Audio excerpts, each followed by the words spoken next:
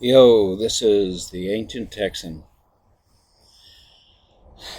Guess what? You don't like inflation. Inflation's bad. Don't want any of this inflation stuff. But have you thought about the fact that inflation might be the same as pain? You don't like pain, but pain's trying to tell you that you're doing something you shouldn't be doing.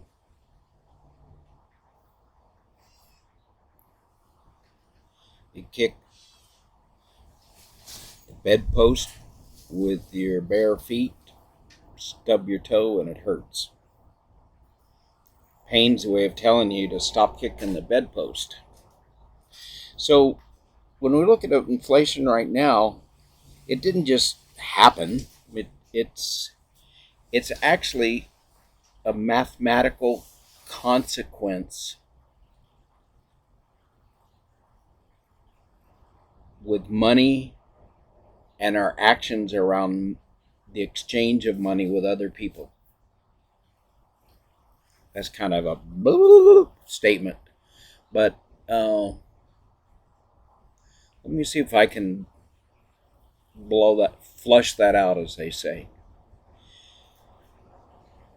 And I also think, and I started to do this podcast about the upcoming recession and what it's going to teach us. Yep, I'm almost convinced there's no way we can escape a recession right now. But a recession is also a way of telling us something's wrong. But right now, we're going to do this podcast or this YouTube video on what inflation is trying to tell us. And it's always a little interpretive, and there's a lot of multifaceted reasons. But using the Pareto principle, we're going to pick out the top two or three things that inflation is trying to tell us right now.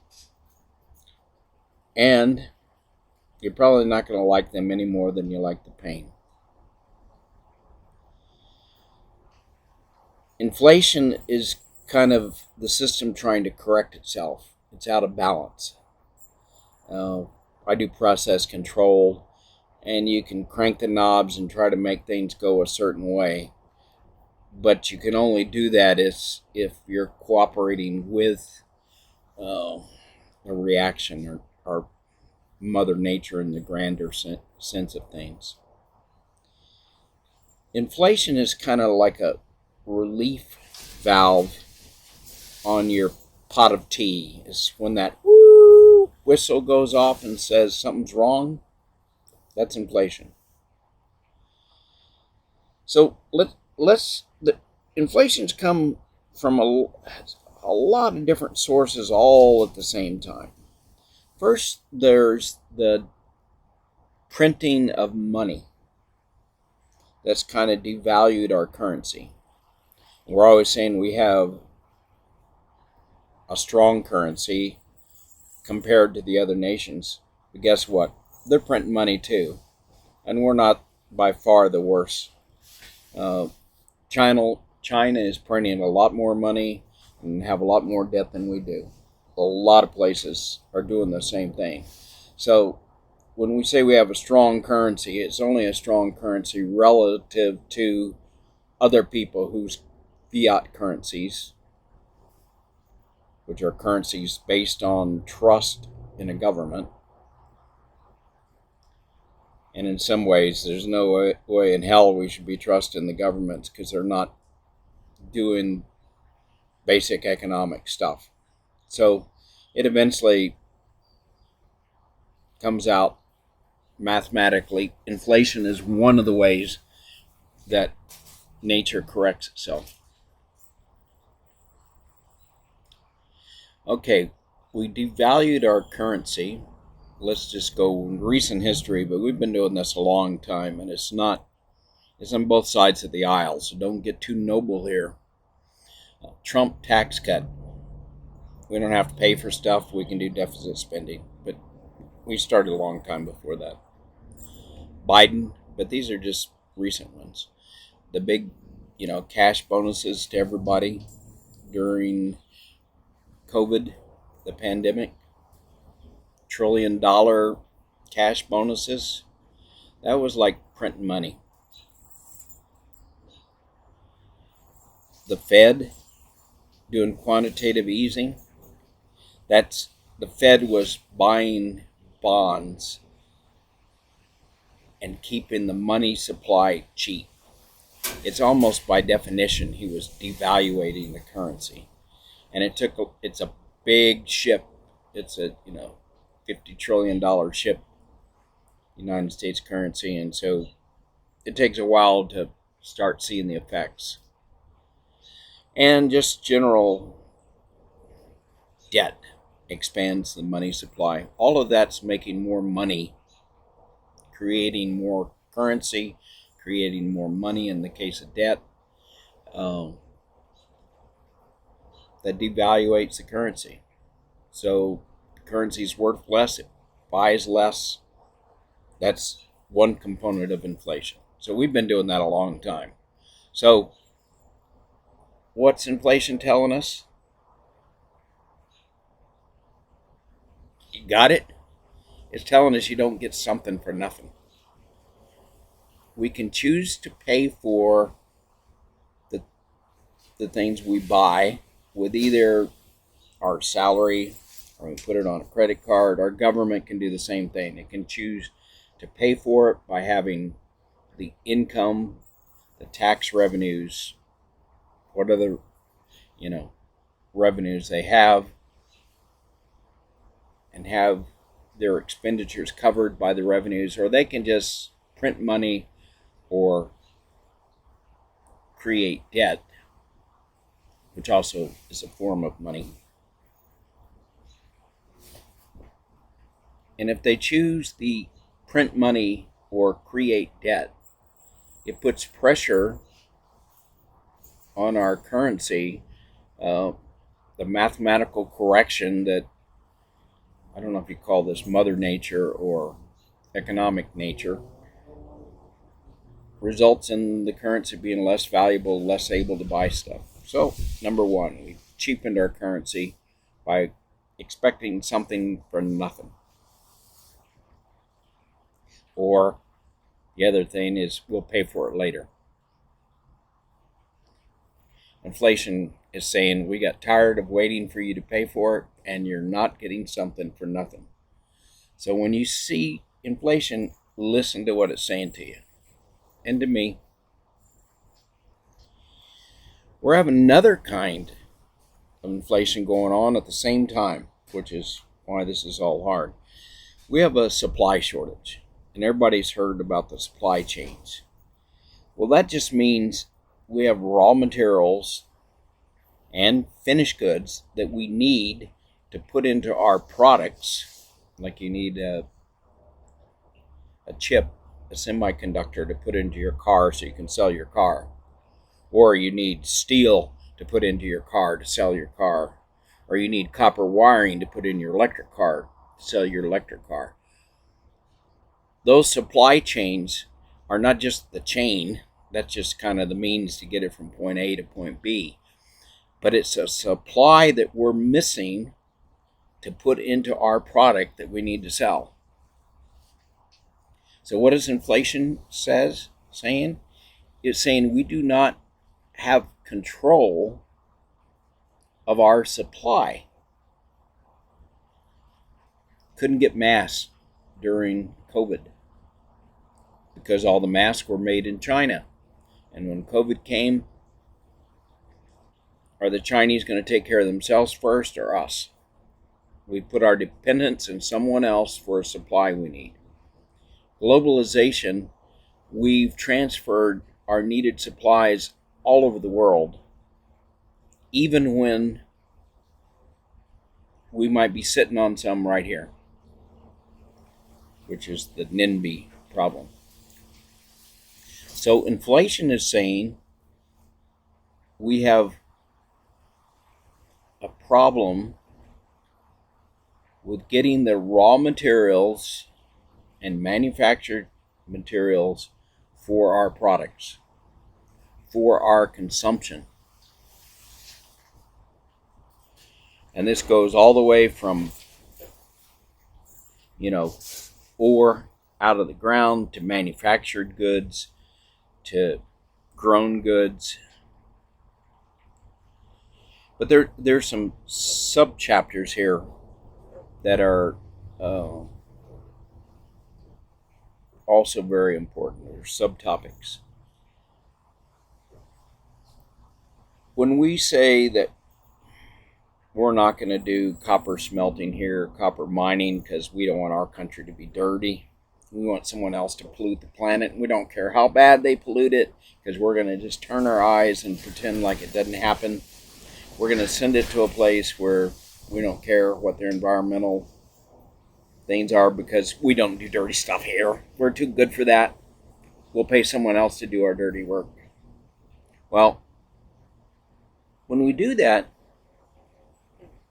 we also forget how to do that. How many people do you know that knows anything about copper smelting? Or making copper wire? I bet most of you don't, except the ones that are listening to me. I bet you don't know many people that know how to do any of that kind of stuff. It's not even taught in the schools anymore. There's not even professors around that know. They wanted a professor that knows. I know where they could find one, but I don't. A few. Canada's got quite a few. Australia's got quite a few. America, not so much. So in our supply chain,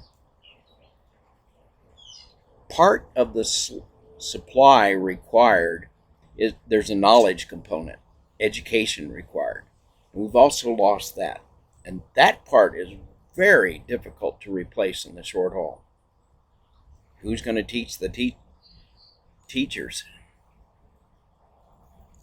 So when you see inflation, there's a supply problem. It's a buy-off in globalization and letting someone else be in charge of things you need for your way of life. Inflation is going, we need to have some of that. We need to have a little garden out in our backyard.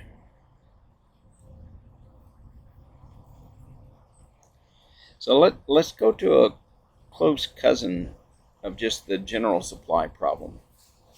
To looking at, I've got a little outline over here on the left that I'm trying to make my phone cooperate and move up on. Let's see if I can just remember it. Okay, now let's look at food. That's a specific supply problem. Well, we're having a problem with food because we're doing a war thing with Russia. And Ukraine's grains are not hitting the market. They're being kept by blockades from Russia. Well, that's not going to hurt us here in America, so it's kind of like, not in my backyard, it's okay to happen. That's because, obviously Americans are more valuable people than the people that are going to be starving. That's the assumption behind that. There are people that's bought off on the supply chain concept and getting it from somewhere else that food is involved. A lot of people in Africa don't grow their own food anymore. They depend on buying their food from somewhere else, which is understandable to an extent because Ukraine has really fertile land, have a lot of open land, good rain, good place to grow food, so they can grow it cheaper. They also have big farms that are mechanized, where in Africa there are smaller farms that are hand labor, and so the food out of there is more expensive. Well, that's good up to a point, except when someone cuts your food off. Then, if you don't know how to grow your own food, I would say you're in serious problems. But that's a choice that we've made in buying off on globalization without any conditions. I don't think it's necessarily all bad. I think it's a good thing that there's cheap stuff in Walmart for us to buy from China. To an extent. But you have to ask yourself, how critical is this material, and do we trust the supplier? I actually think the tariffs, which I've been against my whole life, is a way of saying this. It's important that we make some aluminum, some steel in our country, and we're going to give a little bit of edge. I don't think you go crazy, but a 10-20% edge to your own domestic producers, because they live in an environment that's much more difficult with permitting, environmental controls, paying their people. So we think those are all good things. So a tariff is a way of supporting things being done locally and in a manner that we think is responsible. But it starts with asking ourselves, is this supply, is this raw material strategic? If we get cut off from it, how much pain are we going to feel? For instance, right now with food, Africa, people not being able to grow their own food, the pain is immense. You starve to death, you die. It doesn't get much worse than that. But the same basic question has to be asked about aluminum and copper and lithium and cobalt, all the things we need for our green economy.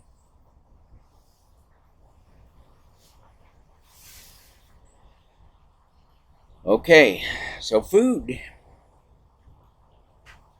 is expensive. The price is increasing. Inflation.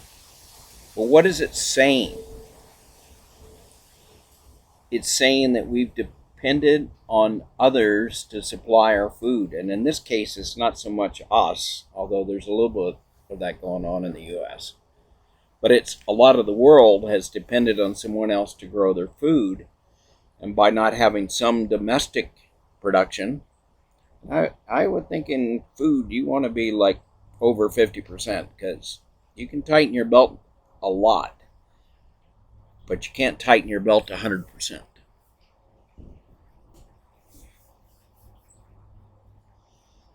So we have to ask ourselves in semiconductors, how much do we want to depend on Taiwan, who makes most of the semiconductors? And if China invades them someday, knocks Taiwan off out of production, which they will if they have a war to take over Taiwan, semiconductors will go away. Even if we help Taiwan, even if we're successful in helping Taiwan, semiconductors will go away. Well, the U.S. has figured this out, duh, and we actually have some semiconductor plants under production by the company that is in charge of Taiwan Semiconductors, i.e., the knowledge is now over there. Intel used to be the knowledge guys, but now it went over there. We have to have someone from the outside. The gap there isn't probably so big that we can't close it down. And if you get a factory working over here, people will work in the factory and then they'll go back to Intel. People move around, knowledge moves around, despite all the confidentiality agreements in the world. It just, our mobile work environment, you just can't keep. It's a joke. You just can't protect technology. Only way you protect your technology is to keep moving and keep ahead. You just stay. I'm digressing, but it's an important point. So food, the inflation associated with food. There's a lesson there. You just kick the bedpost, your toes hurting. The lesson is you can't depend on someone else to grow all your food.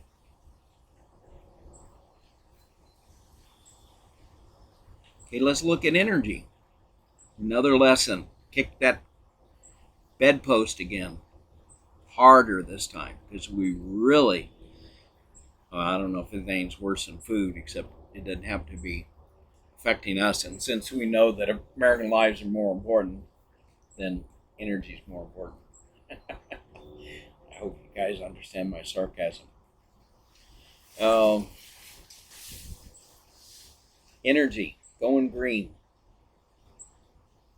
A lot of going green, about 90% of it is energy. And we act like we have a plan. We don't. And I'll just, probably heard me say this before, so you're probably tired of it. But where is most of the future CO2 going to come from? And what is environmental pollution mostly going to come from, looking out in the future? It's from building cold power plants. They're putting them up fast still in China and India.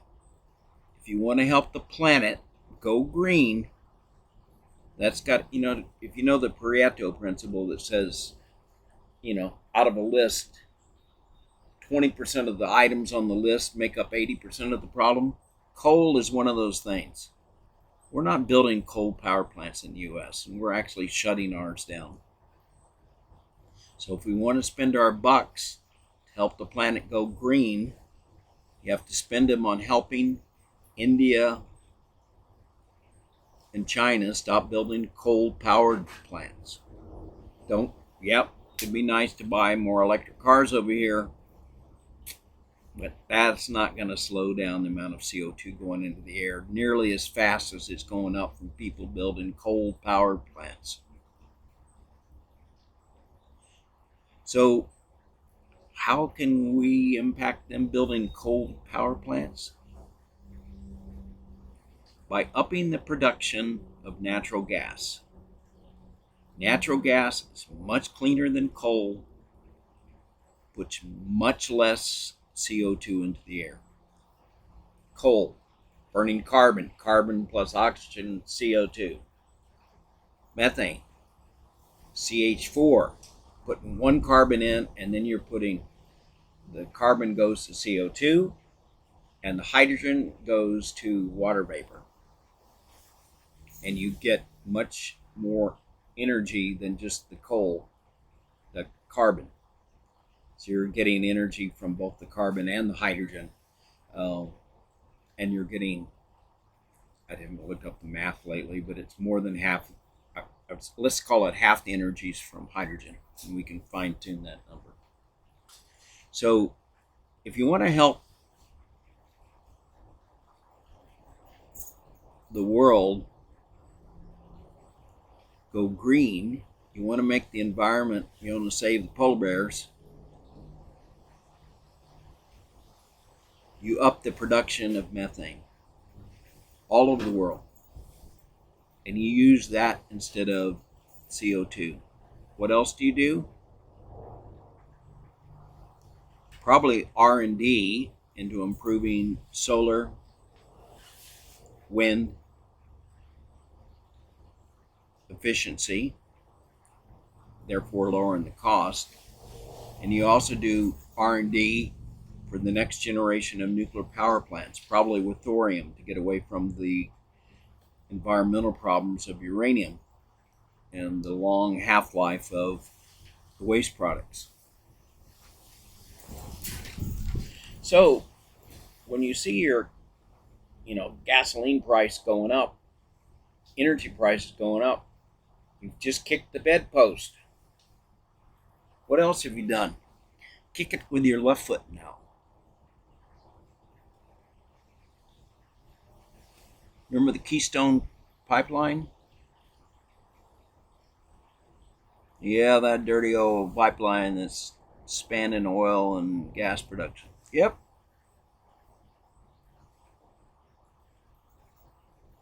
So what? If it displaces coal, you've made a big impact, a positive impact on the world. Ideally, I know you'd like to just switch over to solar panels over the whole planet. First, that takes a tremendous investment that most of the world can't afford. And B, the whole world is not suitable for solar and wind. Maybe we can get 30%. Maybe one day we can push that to 50%. We're like at 10% now. You're not going to get there in time to save your polar bear. Your polar bear is going to be dead. Your polar bear is going to die because you can't do it fast enough. Technology just doesn't happen overnight. It's probably extremely optimistic. You might have a thorium power plant in 5 years, but that's like me being stupid and ignoring how long it takes projects to get off the ground, especially in the United States where you can't get a permit to spit.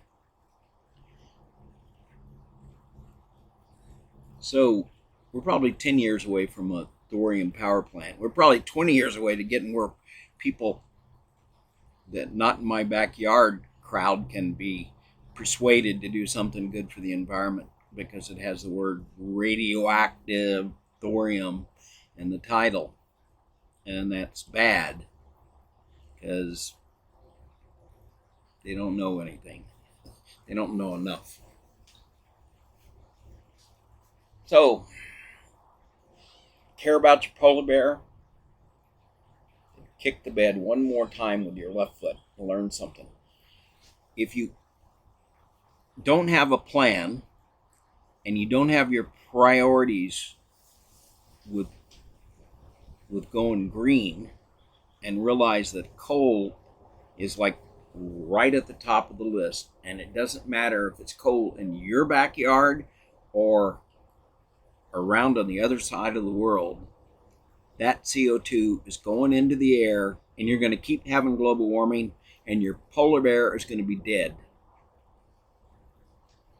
That's just the way it is. Your polar bear is going to die.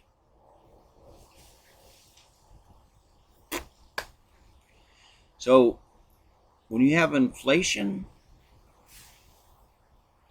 at the gas pump, you've just kicked the bed again. Here's something else that you did. You told the energy companies to quit investing in exploring for oil and natural gas because, of course, that's the good thing to do. Well, it's not the good thing to do if you don't have anything else lined up. Now, in a way, it's good because you've jacked up the price of natural gas, gasoline, anything to do with fossil fuels. So that makes it easier to justify solar, spending money, investments in solar and wind. Does it make it happen overnight? Nope. Still doesn't happen overnight. It just physically is not possible to do those kind of changes like that. So if you're an environmentalist, you should be really happy how much you're paying at the gas pump, because you are incentivizing solar and wind. However, you're only incentivizing the technology that we know how to do today. Future technology, not as much, because people have to believe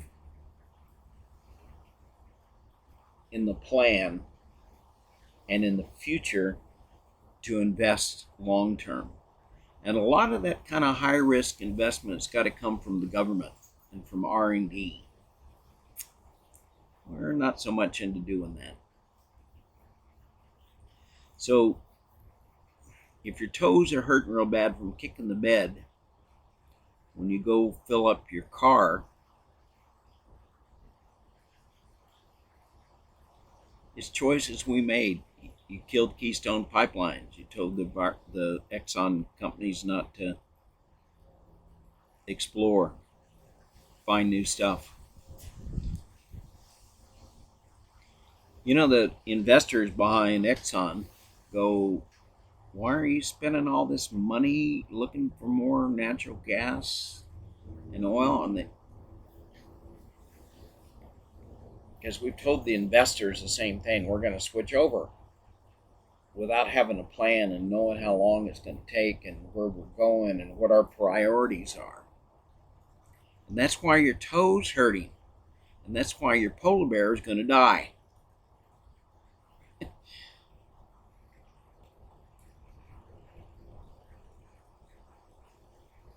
And I've got some more on here, but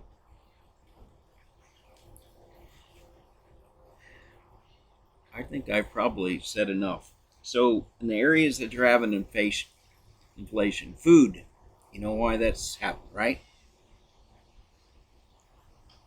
Food prices going up, it's a consequence of decisions we've made about growing and sourcing our own food. Energy, inflation, you know why it's caused. We put in investment into it. Oil companies are making a big profit right now, yeah, because they're quit investing their money into finding new stuff, and so they got a lot of money left over, and so they're buying back their own stock. That's another way of saying they're just like in coasting mode, which is on the short term good for profit. It's just not so good when you don't do the development to find new sources. Kind of like us not putting money into education. So you know why your food and energy is going up. And the third one, you know why your money isn't buying as much. Because we've been spending money we didn't have. We've been printing money we didn't have.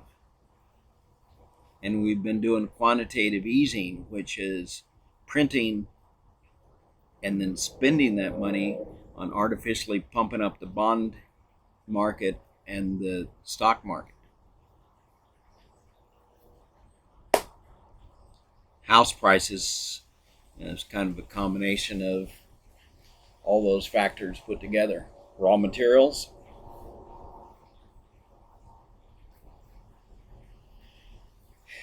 We also have another, I might as well throw one more in here. We have labor inflation. It's just starting to happen. One is we haven't been paying people for a long time, and there's some catch up going now that there's a little bit of shortage. But there's also a labor shortage of critical skills. Like if you're going to go back in manufacturing, you know people that are electricians, know how to weld, metal workers, sheet metal workers, carpenters, pipe fitters. Getting to, the hospital or something, you need skilled technicians there too. Someone to knows how to run an x-ray machine. We've neglected the education of our technical skills because we've been getting away from manufacturing and the professions that need a lot of those skills. So if all of a sudden we want to go back into those skills and produce some stuff here at home, we don't have people that know how to do the work. It's another thing we should consider when we go NIMBY on our supply chain. So All the inflation we're seeing right now is like the pain you feel when you kick your bedpost. We've done things that have a consequence. Our foot hurts. The polar bear dies because we're doing things, including, I'll admit, staying reliant on fossil fuels too long.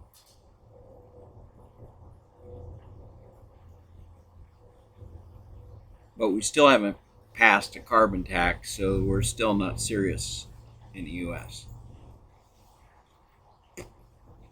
No, carbon tax lets the market decide the best way. It allows entrepreneurs, it allows the geniuses among us to come up with ways to fix it. Passing a law or subsidizing electric cars, not necessarily bad, it might even be a good thing, but it has nothing like the potential of a carbon tax that tells the market and tells the geniuses among us which way we're going and that we're committed to it. And the polar bear, may he rest in peace, because most of us are experiencing inflation, and we're not stopping to think why we're in pain and what lessons are there for us to learn. Well, that's my 2 cents. Makes me feel better. All 10 people of you that listen to this podcast or YouTube video.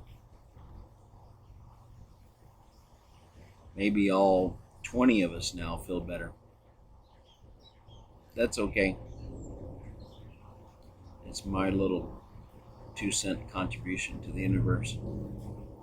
Anyway, I hope you have a good day, and every time you see some inflation, try to think about the pain on your toe and what it's telling you. What it's telling you that you should be doing and what it's telling you that you shouldn't be doing. I think of those poor polar bears that are going to die because we as humans don't know what the hell we're doing. And we can't compromise and we can't work together anymore. Polar bear is going to be the first victim of that problem. Well, the symbolic polar bear. Nature everywhere. Maybe the people starving in Africa because they don't have wheat. Anyway, this is the Ancient Texan with asking you to think about the consequences of your actions and how they make your toe hurt when you kick the bedpost. Think of this whole chain of thoughts next time you experience inflation. This is the Ancient Texan. Namaste.